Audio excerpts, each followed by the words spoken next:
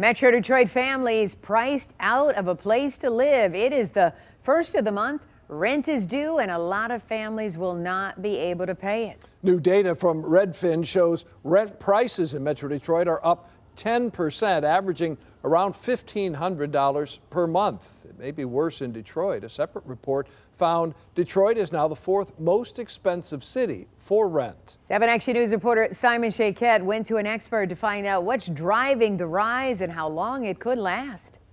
While Southeast Michigan is still more affordable than other parts of the country, many are seeing an increase in rent hitting them in the pocketbooks in a very noticeable way.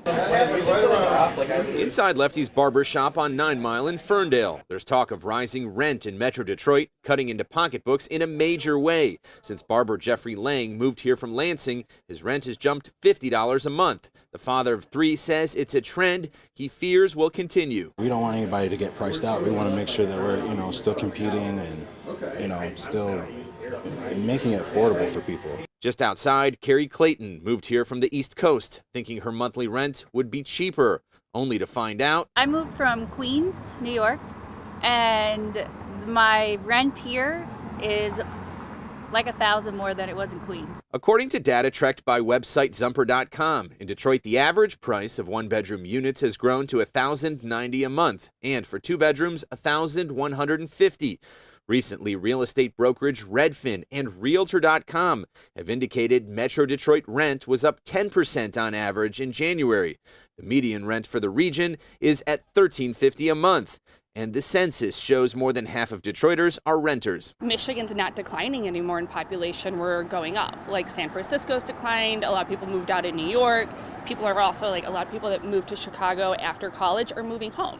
Birmingham realtor Sarai Skousen says more people moving to Michigan and low interest rates are a big part of what we're seeing amid a national rise in rent. As soon as those interest rates go up, your buyer pool is going to get smaller for that dollar amount. Is this simply just a function of supply and demand, or is there more here at play? Certainly supply and demand matters, but what we're seeing actually is a reflection of the overall inflation that we've been seeing throughout the economy. The amount that rent has increased year over year in the past couple months is about the same as inflation has. Oakland University professor of economics Michael Greiner adds landlords might be compensating for months of lost rent from the pandemic. With a lot of the rent moratoriums that existed, the landlords still had the expenses ongoing. Professor Greiner also agrees once we do see that break in the rate of inflation, both housing prices and rent prices should begin to come down. From Birmingham, Simon Shaquette, 7 Action News. All right, thank you, Simon.